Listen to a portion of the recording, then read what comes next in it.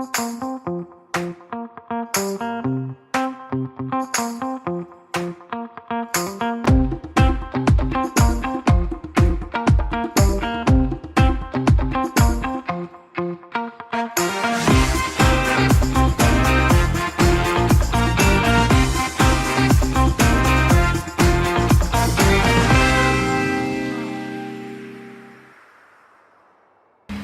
selamat sore Beb Farms dimanapun berada. Sore ini luar biasa, kita bisa bertemu kembali dan tentunya di program inspiratif dari Media Baptis Indonesia, Beb Talks. Sore ini kita ada tamu dan saya akan ngobrol langsung dengan narasumber kita yang sangat inspiratif sekali tentunya. Kita akan sapa bersama-sama Mas Roy. Apa kabar Mas Roy? Kabar baik Mbak, semangat sore. Semangat sore. Mungkin bisa disapa Mas. Jadi kami menyebut teman-teman di rumah itu Beb Farms. Gitu. Mungkin bisa disapa Mas Roy. Ya, teman-teman di rumah tetap semangat walaupun mungkin kondisi dunia katakanlah krisis atau apa. Kalau kita semangat, kita percaya, kita pasti bisa. Oke. Luar biasa ya teman-teman semuanya ya. Kelihatan kan begitu semangatnya Mas Roy. Nah, Mas Roy merupakan owner ya Mas ya? Yeah. Owner dari Naruna. Apa sih sebenarnya Naruna ini dan bagaimana perkembangannya gitu? Karena kan kemarin sempat pandemi gitu ya. Nah, kita akan bersama-sama mendengarkan nih bagaimana sih Mas Roy mengelola Naruna ini dan apa sih sebenarnya Naruna? Kita akan langsung ngobrol gitu. Mas Roy, mungkin bisa diceritakan nih mengenai Naruna itu sendiri, Mas. Ya, Naruna itu merupakan produsen keramik tableware ya, seperti cangkir seperti ini, piring, mangkok, dan segmen kami lebih banyak menengah atas, hotel bintang 5, kemudian cafe resto bintang 5 gitu. Dan yang unik bahwa usaha kami itu mulai dari garasi kecil Ya. kami hanya 3 orang. Selama pandemi omset kami bisa naik sampai 22 kali lipat, jadi bukan 100%, 200%, 2200% saat pandemi. Jadi ketika orang yang bilang banyak usahanya ambiar, usahanya pura-puranda, kami justru naik dan naik. Jadi per hari ini total karyawan kami kurang lebih 200-an orang. Jadi ada yang karyawan tetap dan karyawan tidak tetap. Dan Naruna sendiri itu dari bahasa Sanskerta yang artinya leader. Naruna Keramik, kami pengen menjadi leadernya keramik di dunia. Oke. Mas, ini tadi menarik nih ceritanya itu dari garasi Ya. rumah. Garasi rumah ya Garasi Mas, rumah. ya? Garasi rumah sampai sebesar ini. Dan juga kalau tidak salah ini adalah bukan hasil ya. Dulu pernah melakukan tugas akhirnya adalah mengenai tanah liat atau keramik juga. Ya. Nah, bisa nggak sih Mas? Kenapa akhirnya tetap bertahan karena aku suka nih dengan keramik, terus filosofinya yang baik dan sebagainya. Itu gimana Mas ceritanya dari tugas akhir sampai menjadi sebuah proyek besar? Ya, ini menarik. Kata kuncinya adalah passion. Okay. Apakah kita ada passion di situ apa enggak? Jadi gini, sebetulnya sejak kecil saya itu suka mainan tanah, gitu kan. Cuma sama orang tua diarahkan bentuk yang bagus, gitu kan, bentuk sesuatu yang bagus sehingga dari kecil itu saya suka. Kemudian waktu kuliah skripsi saya itu sudah keramik, gitu kan. Jadi saya jurusan kimia dan skripsi saya lebih serius ke keramik. Lulus saya bekerja sebagai peneliti di pabrik-pabrik keramik. Ya walaupun kondisi keramik di Indonesia itu sebetulnya kalah bersaing. Kalau kita searching di internet, pabrik keramik itu pasti kata kuncinya tutup, bangkrut, PHK dan sebagainya gitu. Jadi dan banyak juga teman-teman saya bilang, Roy, kamu kok usaha keramik apa masa depannya enak gitu kan. Jadi keramik itu sesuatu banyak orang bilang ya tempatnya kotor, juga madesu, masa depan suram. Ya, ternyata tidak. Ketika saya lebih fokus, saya lebih mencintai pekerjaan saya dan ya sekarang banyak orang dan Pak Menteri bilang Pak Teten, Naruna salah satu UKM terbaik di Indonesia. Oh, luar biasa. Ini adalah pencapaian dari Naruna yang sudah berjalan berapa tahun, Mas? Kalau kita mundur ke belakang nih, Mas. 3,5 tahun. Serius, Mas? 3,5 tahun. Dalam Ya, 3,5 tahun, Ya. pencapaiannya sudah begitu banyak. Iya. Mungkin bisa diceritakan tuh, Mas, Ya. gimana sebenarnya strategi untuk mencapai 3,5 tahun ini dia di top of mind deh sekarang ya. Kalau kita ngomongin top of mind masyarakat Salatiga adalah Naruna, misal begitu. Itu gimana pencapaiannya? Jadi gini, ketika saya membangun Naruna, saya selalu berpikir bahwa saya harus didukung oleh orang-orang hebat. Ya, SDM ini penting. ya.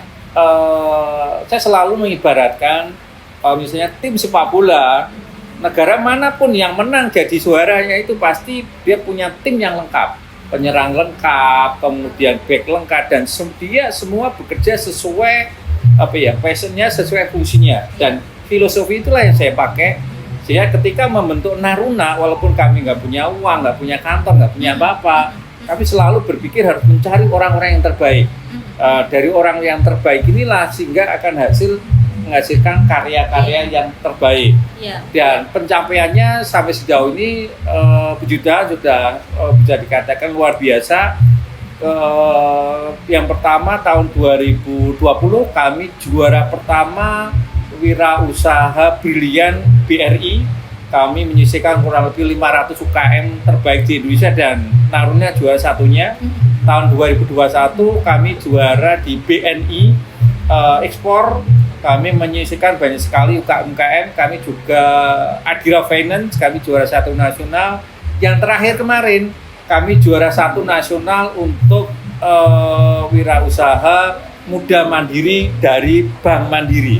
Tapi sebetulnya dari semua pencapaian ini yang sangat menarik adalah omset tetap naik saat pandemi, gitu kan? Kita juara di mana-mana, gitu kan? Tapi kalau omsetnya turun, ya kita nggak bisa. Dan Naruna juga bisa buka pasar ke 13 negara pada saat pandemi. Iya.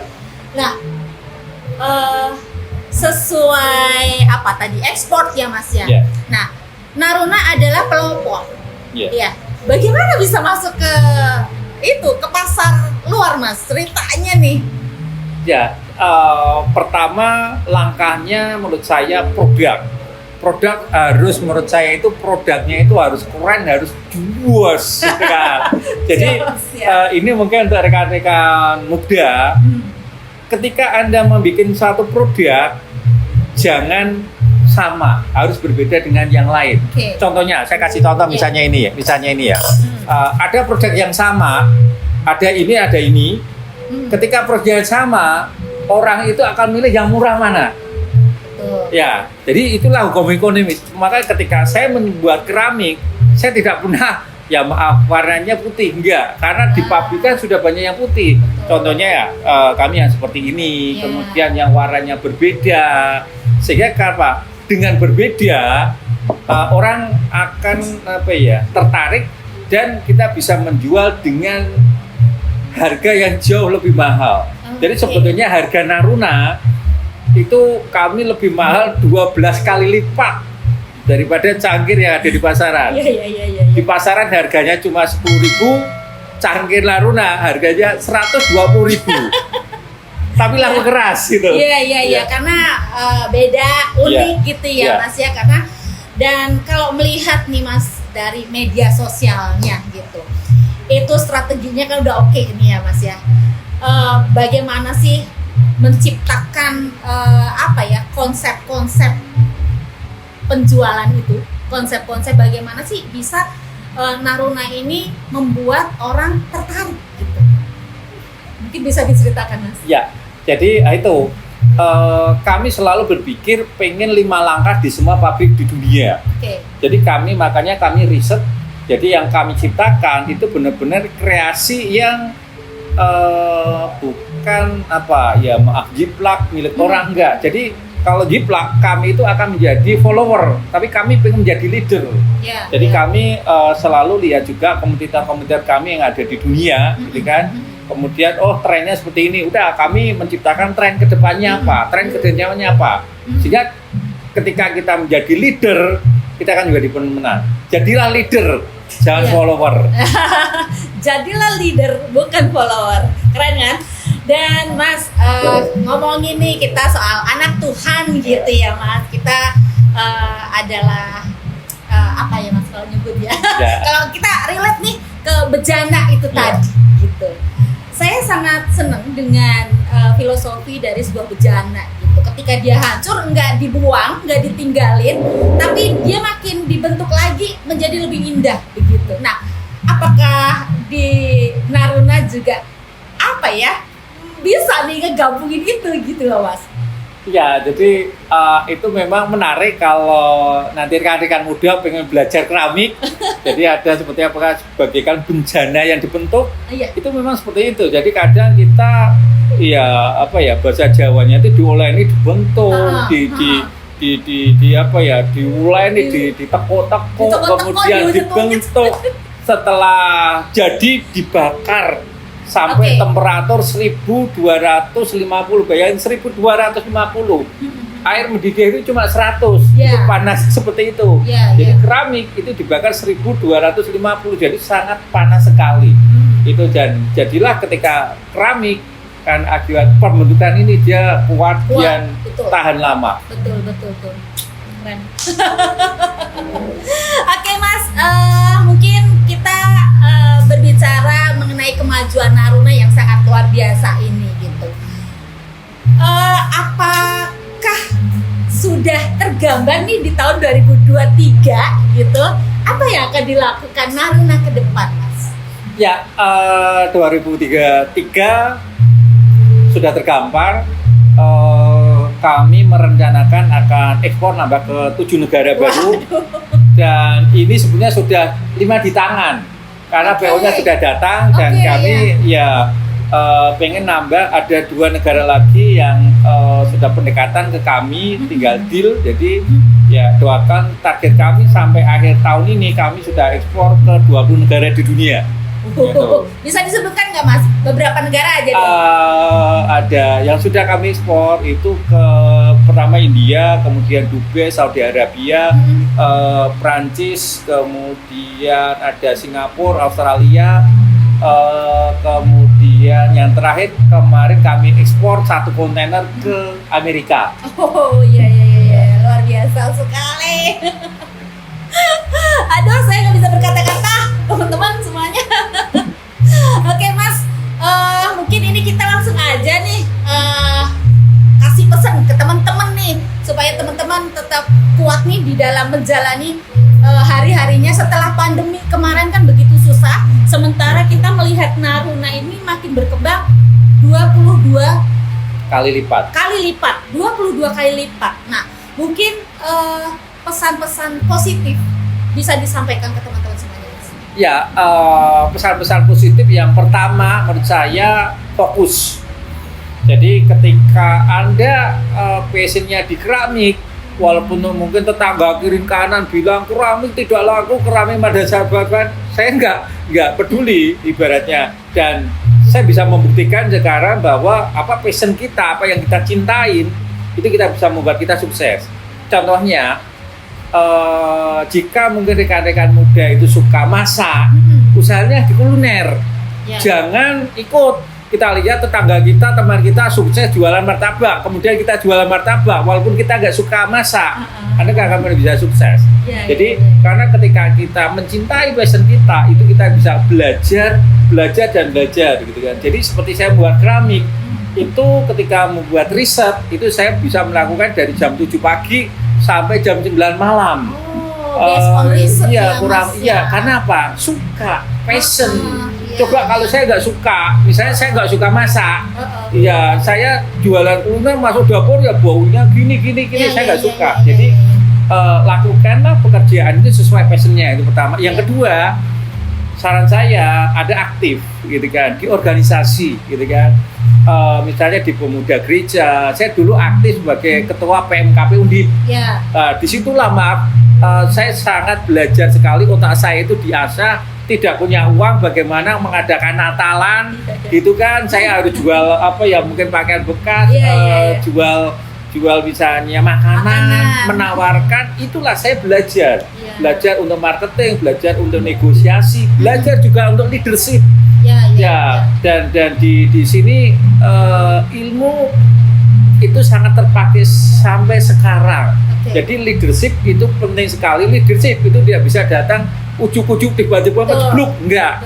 Semua proses. Dan menurut saya leadership yang paling bagus itu ketika kita belajar misalnya di gereja, di apa, karena di organisasi. Jadi ketika kita masih muda, belajar organisasi, belajar komunikasi, buat networking, sehingga itu modal Anda untuk di masa tua. Oke, mungkin Bepom semuanya kita udah dengar kan tadi cerita yang menarik dan inspiratif dari Mas Roy. Beliau merupakan owner dari Naruna dan tentunya luar biasa sekali pencapaian yang sudah diperoleh oleh Mas Roy ini.